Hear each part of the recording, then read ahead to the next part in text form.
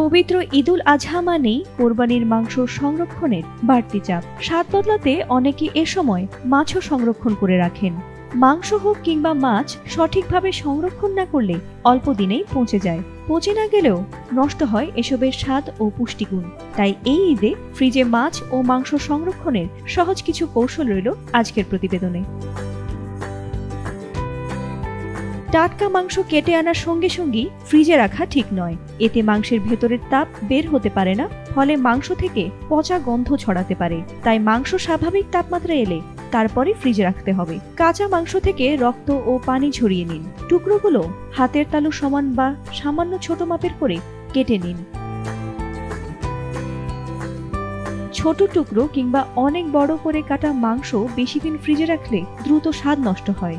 আবার অনেক বড় মাংসের টুকরো ফ্রিজে রাখবেন না, বরফ হয়ে গেলে কাটতে গিয়ে বিপাকে পড়তে পারেন। মাংসের টুকরো পানি দিয়ে ধুয়ে ফ্রিজে রাখলে স্বাদ নষ্ট হয়ে যায়, কিন্তু রক্ত ঝরার ভয়ে অনেকে মাংস ধুয়ে রাখেন।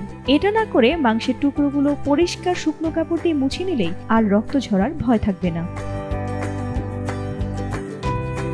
ফ্রিজ থেকে মাংসের প্যাকেট বের করে পুরোটা রান্না করে ফেলাই ভালো, কারণ মাংস পানিতে ভিজিয়ে আবার উঠিয়ে ফ্রিজে রাখলে স্বাদ ও পুষ্টিগুণ দুই নষ্ট হয়। তাই একসঙ্গে বেশি মাংস না রেখে প্রয়োজন বুঝে মাংস প্যাকেট করুন। কলিজা সংরক্ষণের জন্য প্রথমে পানি দিয়ে ধুয়ে ভালোভাবে পরিষ্কার করে নিতে হবে। মাংস পলিথিন ব্যাগ, জিপার ব্যাগ বা ফয়েল কাগজে করে ফ্রিজে রাখতে পারেন।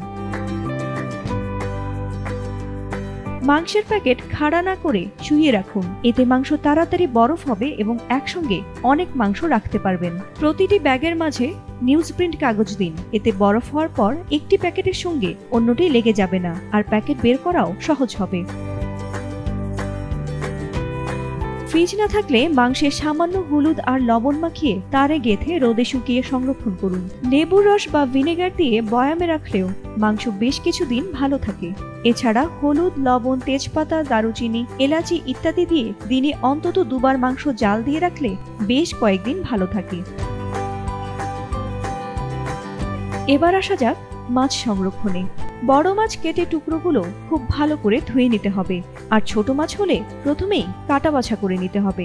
বড় মাছের ক্ষেত্রে যতক্ষণ পর্যন্ত টুকরো থেকে সাদা পানি বের না হবে ততক্ষণ পর্যন্ত ধুতে হবে। ফ্রিজে মাছ কতদিন ভালো থাকবে এটা অনেকটাই নির্ভর করে এই পরিষ্কার হওয়ার উপর। মাছের টুকরোগুলো থেকে পানি ঝরিয়ে নিন, এরপর পরিষ্কার পলিথিন বা কন্টেইনারে রাখুন। রান্নার হিসেব অনুযায়ী মাছ প্যাকেট করুন। ফ্রিজ থেকে বের করে আবার উঠিয়ে রাখলে মাছ নরম হয়ে যেতে পারে। ফাতিমা সুলতানা, এটিএন বাংলা।